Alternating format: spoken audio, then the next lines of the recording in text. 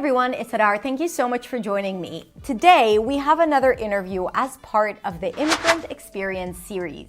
And in this episode, you will get to meet Marcelo. When Marcelo first moved from sunny Sao Paulo to snowy Iowa, the first thing he experienced was depression. He did not feel like he belonged. He felt that English was an obstacle because he wasn't able to fully understand the people he was working with. And also the cultural gap was really noticeable, and he did not know how to navigate it. So in this episode, he's going to share with you how he was able to overcome all that, own his English, overcome mental and psychological obstacles and barriers, and he's also going to share with you a few tips if you're thinking of immigrating. Marcelo's story is so interesting and inspiring, and I'm inviting you to listen to it. Hey, Marcelo, so good to have you here. How are you doing? I'm doing great. Hi, Hadar. How are you doing? I'm doing amazing. I'm super excited for this interview. We've known each other for quite a bit, for almost a year, I think. Almost a year, yes. And I can't wait for my audience to get to know you and your story as part of our Immigrant Experience series. So before we begin, why don't you just quickly introduce yourself to the audience? Tell us where you're from and maybe where you live right now. All right. I'm Brazilian. I'm from São Paulo. It's one of the biggest cities in Brazil with more than 20 million people. And right now I'm living here in Austin, Texas. Austin is the capital of Texas. I'm completely different from São Paulo, but I really like it. How long have you been living there? Here in Austin, I moved here in 2016. It's been 6 years. Yeah. But before moving to here, I lived in Iowa, which is the Midwest, in a city called Des Moines. It's a French name, but it's called Des Moines, which is also the capital of Iowa. And moving from the Midwest to the South of the United States was kind of shocking for me because they have a different culture, and I had to adapt. I must say that I really liked the South compared to the Midwest. How would you define the difference between the two? The Midwest, there's less diversity. The state per se, I think, has only 2 or 3% of diversity. But Des Moines, I think it had I would say 86% of white people, and the rest was like Latinos, Black, and other maybe Native Americans. So the diversity here in Austin is much more compared to that. And here in Austin, we have at least 35% of Latinos.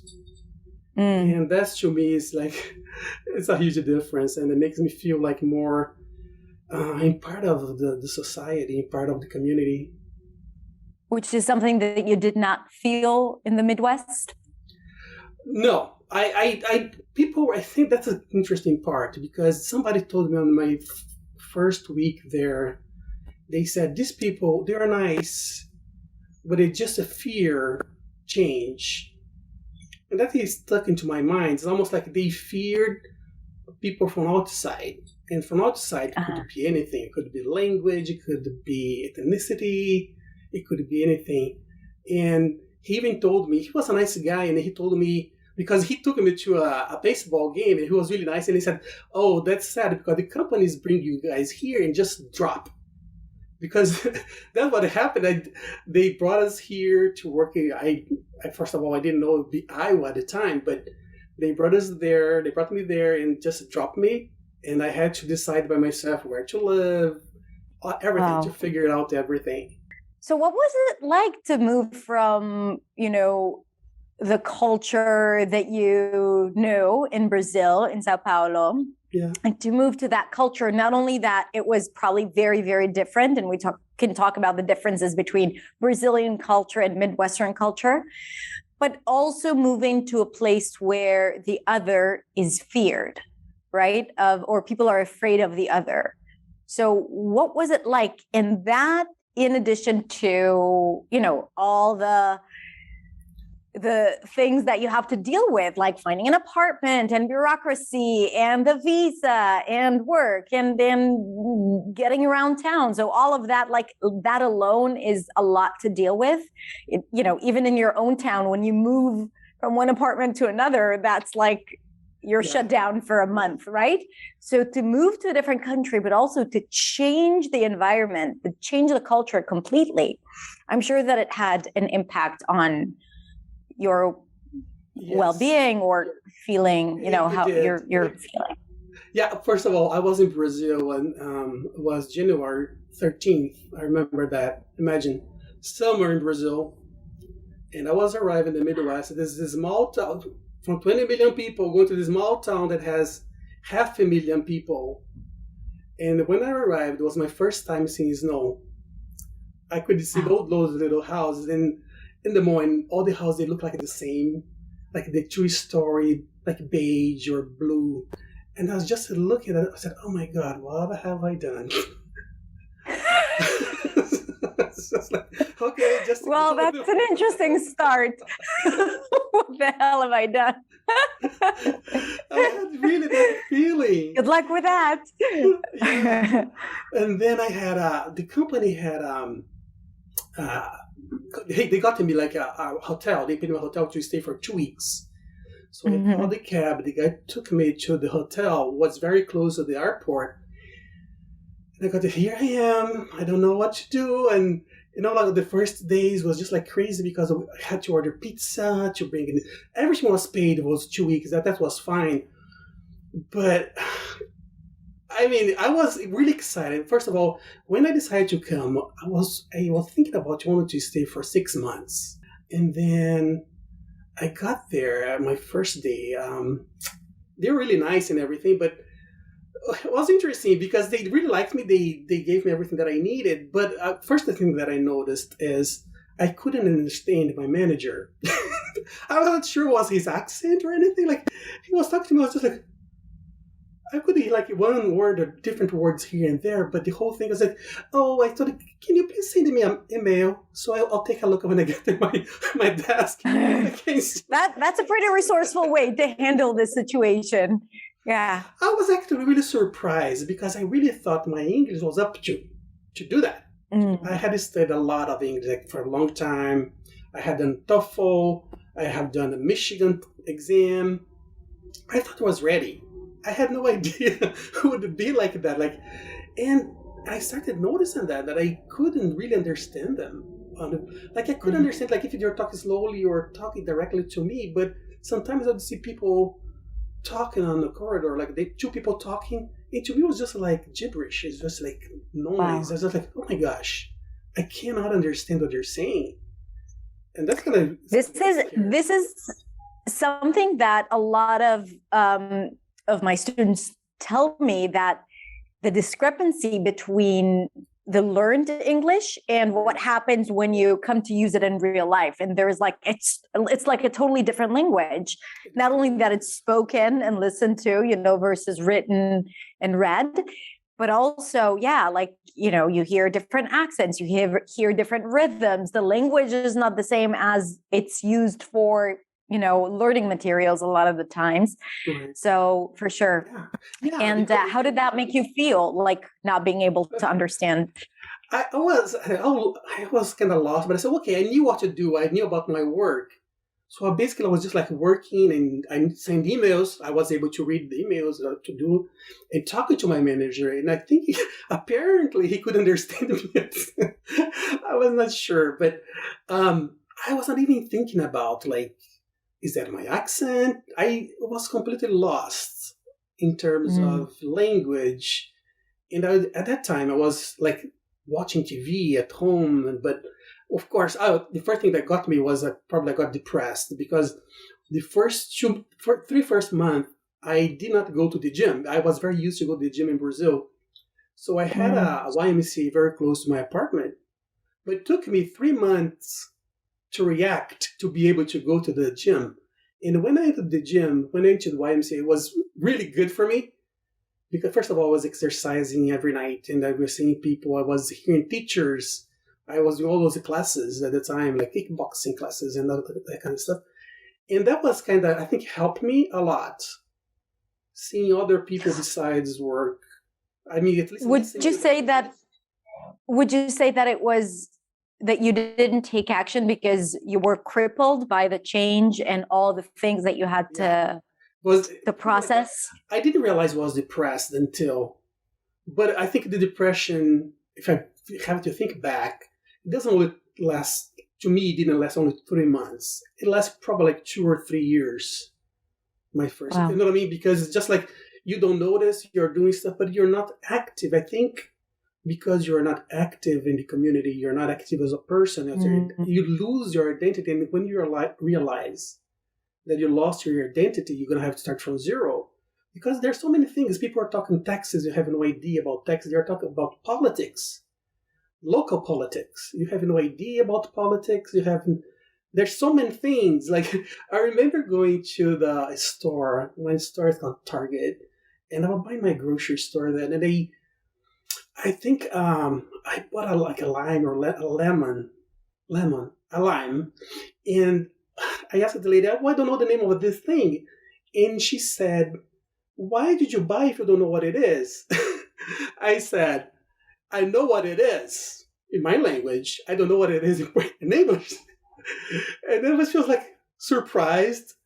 Like, see, like it seems like people are not really prepared to have these people strange. First of all, it was like completely strange color, accent, and whatever But I was taking this as I would stay there. And the thing is, after 3 months, they offered me permanent position. They offered me a green card. They would take care of everything. So they started, I said, "Oh, I need some time to accept." So they start. Okay, wait. So I want to go into that and for you also to give us some context at where you, like what you do. So I'm sure a lot of people are wondering. But before that, because there are a lot of people watching this who are about to immigrate or have just immigrated or they're, thinking about it. Before we move on, talking about this depression and losing your identity and not being a part of a community, what are some of the things that you would recommend people who just immigrate to do or to think about so that they will be aware of it and or avoid the things that you had to go through? Right. I think the very first thing, of course, is language, right? You need to make sure that you really understand almost like 100% of what people say. You need to know that. You need to at least be able to understand what they say. And as far as I speaking, I would say you need to be very clear and confident, which I was not, because I lost my confidence like in the first couple of weeks. I had all my confidence to do, but you really need to work that out before you go. You need to know yourself, your self-worth. You need to know your self-validation. You cannot expect for people, "Oh, they thought my English was good. Oh, somebody said no." You need to know your English is good. It's clear enough. Of course, you're going to make mistakes all the time. We're still making mistakes. I'm still making mistakes. But I'm still making mistakes. But you need to be confident about it. So that's the first part. I mean, because I think if you're very confident about yourself and validation, self-worth, validation, and then the other thing is really to... Wait, so this is really good. I'm just going to repeat what you just said, because I think it's so good and so important for people to hear it again. So that before you make such a move, your identity is going to be shaken and challenged.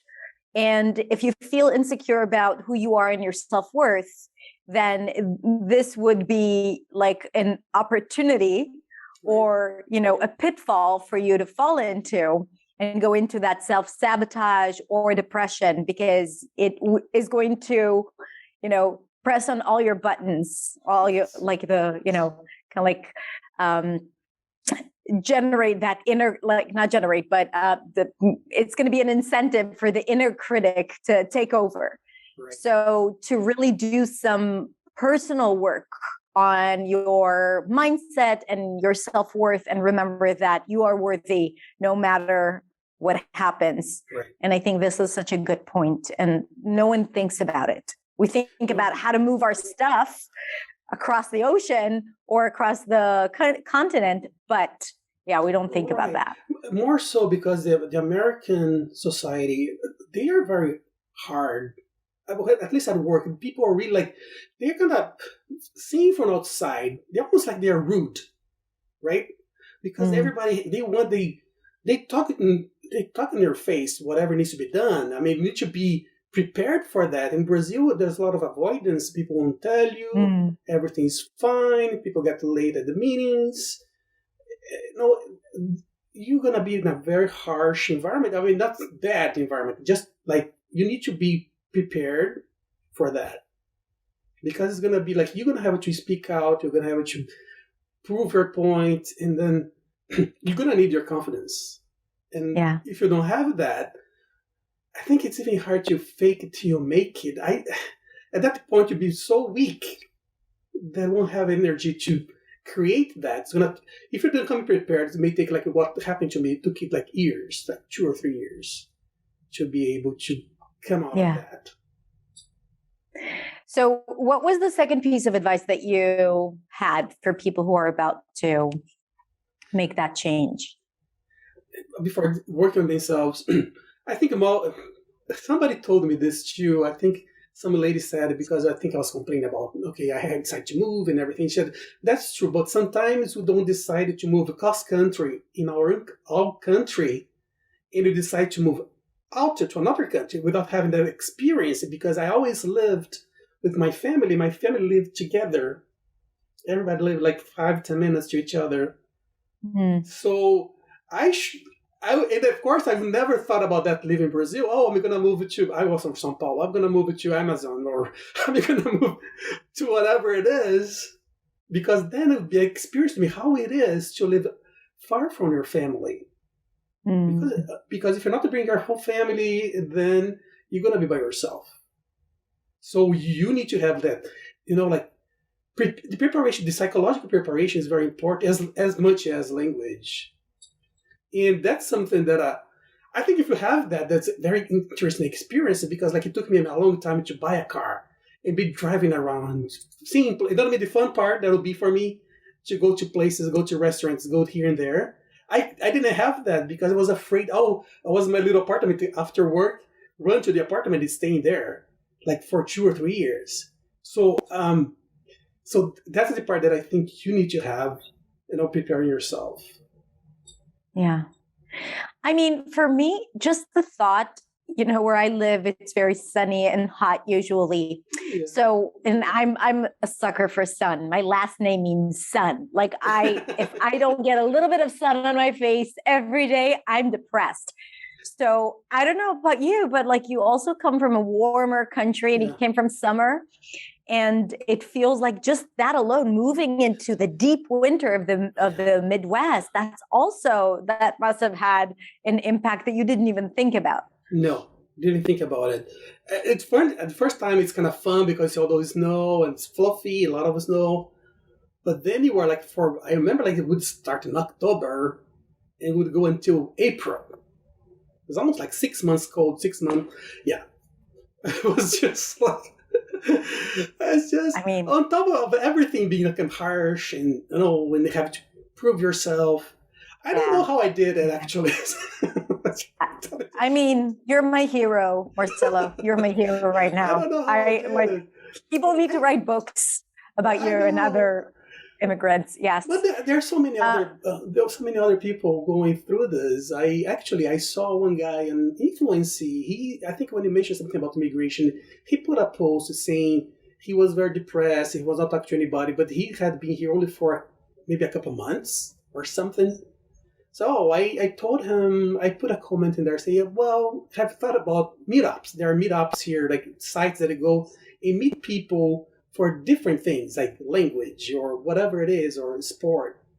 That at least you have a chance for you to go and meet people, maybe some people, maybe other expats or people like from your country or your own country. So build a community around you, surround yourself with a community, even if it's not physical. I think that even being a part of a virtual community but a strong one like the influency community or we're and beyond. So like, I think it's really important to create that for yourself if you're going into a new place, because to do all that on your own, it's just like way too demanding, I think. It is very demanding, yeah. But I think, I'm not sure how it is today. I mean, things like the internet exploded, the media. Yeah. I mean, I'm not sure if that's still easier. I know that, for instance, right now we have people that are, how they call, nomads, right? The digital nomads. Digital nomads, right? But they travel just like they're on vacation, because they're just from country to country. Yeah. I think it's a different attitude. That's a different attitude, yes. But if you go to emigrate, to be part of the other country, to go through the process, I think that's not that fun. Because you're not traveling all the time, right? You have to work and you don't have a lot and also of time. I think digital nomads, they select very international places with a lot of foreigners and a lot of travelers, and not like deserted cities in the Midwest, Midwest, So yes. Exactly. Okay, That's so true. Marcelo, tell us a little bit about what you do. Okay, I work in information technology, and I work with the mainframe. I'm not sure if you know about this, but mainframes are the IBM computers, like the big ones, and everything. I work with those who work with database. I'm a database analyst or database engineer. And the thing is, my idea when I came to the United States actually was, I really want to really go deep in my career and learn more stuff. What I noticed when I came here, and might be because related to the language and everything, I didn't have a chance to explore everything that I wanted. And then I stayed kind of stuck doing that thing that I kind of knew how to do it. So I think that's the other point, that how your career is going to progress. You need to plan for your career. Is that worth going there? Is your career is going to be better if you do it? And so it takes time, because people don't know how much you are capable of doing stuff. It's going to take time to know you. Remember, you lost your identity. You lost your history, your work track. So you're going to have to prove yourself. You feel like you have to prove yourself every day, which to me, my mind is kind of a mindset. You need to get, I had to say something about it today. Forget about this, forget about having to prove yourself, which is hard to tell someone, because that's bad. Like, if you have to prove yourself every day, you're going to be needing validation daily, which is, you know what I mean? How can I go work that part of your inner experience if you have to need validation from others all the time? Yeah. I think it's important to make that distinction between setting personal goals and getting them to just, feel accomplished. Yeah. In comparison to getting other people's approval and permission and validation. And this is why, we work so hard to prove ourselves. And then if we don't get that feedback, we feel, like we suck or not enough. And I think it's important to distinguish between setting personal goals and trying to achieve them versus, just working for someone else. And even if it's our boss, right? We don't do things to please them or to get their permission or approval, because if we operate like that, we will never feel satisfied. Because even if this is the reason why we're operating and doing things, then the reasons for us doing them is probably because, we don't feel enough. And sometimes when that is the feeling, it doesn't matter what feedback we get. Right. Even if it's positive feedback, we'll figure out a way to to find the negative in it, Yeah. So the other thing is the fear that I got, because after 3 years work for that company, I got my green card. So it meant, because the green card, I was on H-1B visa, with work visa. Work visa is sponsored to you for you to work for that company. So you're kind of stuck with that company for that period. Like a trap. Yeah. You're trapped. But my green card came in 3 years. That'll be the time for me to really go out running, escaping from the Midwest to go to California. Uh-huh. But my dream was to live, really, I had a dream before to live in San Diego. I didn't do it because I think, first of all, there are three things there. Like, first of all, I met my partner at that period. But the other thing it was, I remember the fear that I had when I moved. I think, oh my gosh, I'm going to have to go through that again. And then I kind of was fearing to go because I was used to living there in the Midwest at the time. You didn't take into consideration that you are more resilient because you've gone through it once. So you had the capacity and the ability to manage it in a different way. But I totally understand. Like, it was a trauma. It was a traumatic experience. Yeah, and then I had my partner. So I met after like 3 years. So it felt better. I felt like home because I had a lot of friends, and then I got to meet people. It was better for me for sure, but I still somehow I got trapped in a place that I hadn't really I hadn't chosen to be the city I'd like to live. Right? Because I didn't go to Des Moines because I wanted. They told me you go to Des Moines, so I couldn't choose which place.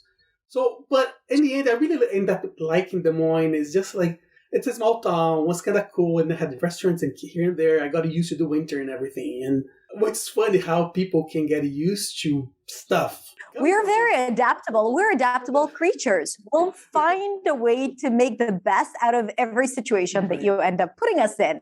And this is great because everything that changes around you, we figure out a way to live with it pretty quickly. And this is why it's like, even now, your experience is okay. It was a tough experience, but I still have some positive feelings towards that. Yeah, I think I became a survivor. I'm such a survivor, and I got that to myself. You're using tough language here. Trapped, survivor, trauma. I'm just pointing out. Yes, that's true. I am a survivor, and I think that if you go to another country, the experience, but I think from your point of view, because you're in New York, it's a big city, I think it's a little bit more diversity. But when you go to another country, it's going to be everything different. You need to think about, like, you're going to go basically to the war. It won't, you know what I mean? It's going to be like everything about yourself is going to be tested. Yeah. And you better be prepared. Of course, everybody end up learning in one way or another. But if I could prepare myself, all those things, those pillars, my experience would have been much better. I would have enjoyed much more. Because there's the enjoyable part of living in another country, because you're living in a new culture, all that kind of stuff. I had visited the United States 3 years before I moved here. I went to San Francisco for an English course. 2 weeks in San Francisco, 2 weeks in New York, like 2 different places. So it was completely. I really liked it. It was really fun, but only for 2 weeks. Basically, I was going just for vacation. But you're going to go for a living. I don't know. I'm not sure what people think about it. You're going to do that. Yeah. So first of all, you're totally scaring them right now. So, so just to like reorganize reframe the whole thing, Marcelo, looking back where you are today, are you happy that you made that decision to immigrate? I definitely had to move to the United States as a person and everything, as a, really to express myself as a person. I am a gay man, so I came into this country. I was able to come out and be myself right away. Wow. So that's, very important to me. If I had to stay there in Brazil, I'm not sure what had happened. But here, there was this part that was being myself.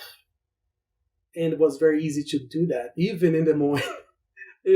It's so interesting because, like, on one hand, you're telling me I had to leave my identity behind, yet it's kind of like you're tapping into or creating a new identity. Yes. So there are like all the hardships around that. And then but at the same time, there is freedom in Yes, it. there's freedom. There was freedom. Yes, I think that's right. I didn't have the experience of being a gay man in Brazil, but I was able to do that here. And that morning was actually in Iowa was the first state, I think one of the first states in the United States that accepted gay marriage, that allowed gay marriage. I'm not married, but I have my partner from that time, but we are still together. We're not married. But I liked the idea that Iowa had that. So at the same time, Yeah. I mean, you cannot say those people are mean or anything. It's just like, it's very confusing. Are they just fearing people from outside when they get to know you? It's, you know what I mean? They will hug you. It's nice. When I moved, and like what my experience, Israel is Israeli culture is very intimate. Like there is like no personal space. We're in each other's lives, right? We're in your face, we're in your life, for better or for worse, right? And the connections within the family is really powerful. And we say what we think. We're very straightforward. And when I moved to the US, so the interesting thing for me was actually like when I moved at the age of 21, for me, I actually wanted to leave everything behind. I wanted to start fresh. I wanted to leave my identity. So I joyfully immersed myself completely, letting go of any, identity traces that I've had. So I completely surrendered to that new culture. But I have to say, if now like that would never happen to me right now, because for me, like I'm very kind of like I feel a lot more centered in where I am, like culturally and identity wise. But I think that like there's something about American culture that for me was very indirect. I know that for you it was kind of like more straightforward and direct, but for me it was like very indirect. The connections were different. Like the level in which you connect with people is different, and it takes a little longer to have that really, really strong bond. I ended up having very good friends who were Americans, but I ended up also really connecting with all the foreigners, like the Canadians and the Brazilians and the Europeans, and I ended up having stronger relationships with, and I think it had to do with the type of culture that we shared. I want to talk about something that came up in one of our coaching sessions. So Marcelo was a new sound member, one of my programs, and in the program we have coaching sessions, and there was one session where we talked about English, like the struggles of communicating in English in a different place, in a different culture, but also experiencing microaggressions and micro inequalities being a non-native speaker and being also an immigrant or foreigner, the way they see us. So can you talk to that a little bit? Yeah, I think microaggression is probably the best word for this, because I don't remember having any racism act towards me. Never happened. But microaggression for sure. Like overhearing people saying, oh, doesn't have any skills, but somebody else also defending me. Yes, he does. Like things like that. Like, would you define microaggression for those who don't know this term? Microaggression, to me at least, is like those things that you don't know if people are really attacking you. It's like some kind of a joke or something they say as a nonchalant, just saying that. But after maybe a minute, you say, oh, I think that person offended me. But then it's past the time, you cannot go back. But the trauma stayed there with you. That's the problem, the trauma. Because imagine that happening several times, or in different places. When you go buy something, when you go for lunch, somebody say something to you. Or I remember going to the mall and then waiting for the bus, and this lady said, she started talking to me, and then she says, "Do you speak English?" I said, were we talking this before? Why are you asking me? Like, it's just like, that's such a condescending question. Microaggression here and there is just, So, and that's the part to me that it's very important to have your, self-worth. because you need to be prepared for when that happens to you. You need to establish boundaries. And right away, you're going to confront those people. You're going to ask them what they're doing, or you can just turn it off and don't care about them. Turn around and leave them talk to themselves. So that's very important to have that. And it's very healthy. I mean, it makes it fun because you're not afraid to go into interactions and to connect with the people because they won't be able to do anything to you. You're an adult right now. So you can take care of yourself. And that's the best thing to know. That's just perfect. And I think that what you said really, I'm sure that a lot of people have experienced the same thing and they couldn't put it in words. And I think that by you defining it and being, and saying, this is something that I struggled with, and that really kind of like really confused me, because I think that experience of like, that's microaggression, that you're like, you freeze when that happens, because it's not overt racism or discrimination, right? Like something's happening, but you freeze. I experienced it a few times too. And I'm like, okay. And you shut down. And then after there was like this rage or anger is like, who do they think they are? Or why am I feeling this way? Or, you start rationalizing it too. Oh, she was just trying to be nice. Yes. Oh, she doesn't really know, or he didn't mean to look like he's scared around me. I just interpret it. So you start psyching yourself out with, reinterpreting what actually happened, when in fact, yes, this is something legit that is happening, that we need to know how to manage those situations. And in fact, in a few weeks, I'm going to bring over a guest experts who would give us tools to manage these situations. And I think that's going to be extremely valuable. I agree with you. It was really great for me. I mean, as a person, as a working my inner strength, that was really fantastic. And I think investing in ourselves and our personal growth and our mindset is probably the best thing we could do when making any big change, like immigrating, for example. Exactly.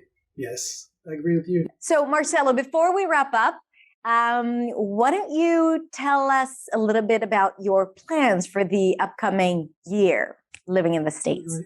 So after doing a new sound, it was a huge change to me in terms of communication. And now doing Beyond, I am able to go live and talk to people. I'm not afraid. It doesn't matter how many people we have in a Zoom meeting or even in real life. If I have to, I'm gonna be able to talk. I'm not afraid to do that anymore. I don't think I could do that in the past. But in the future, I want to learn a lot of things. But one thing that I also learned to do is I want to learn things without the pressure that I have to use that, or I need to use that for money. So I'm a very curious guy. I want to learn a lot of things. And I don't know, maybe in the future, who knows, I can even decide to open my own business, and I'll be happy to do that.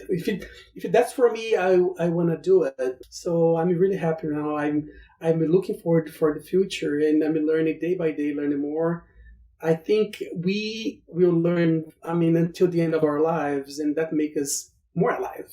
And, I feel like in a way your calling is to teach and give back. And, like when you said, open your business, I'm like, yes, because he has a lot of, so many things to offer, because I see how your contribution to our free community, the influencing community and beyond, like you always offer, a piece of advice or coaching or support. And I think that these little things, they really change lives. And since that's already in you, I can definitely see how you can leverage that and turn it into your life's business. So sounds like an amazing plan. All right, Marcelo, thank you so much for spending this time with us and sharing with us your story. It was so meaningful. And I'm sure that so many people took a lot of insights and encouragement to make that change and do the things that will make it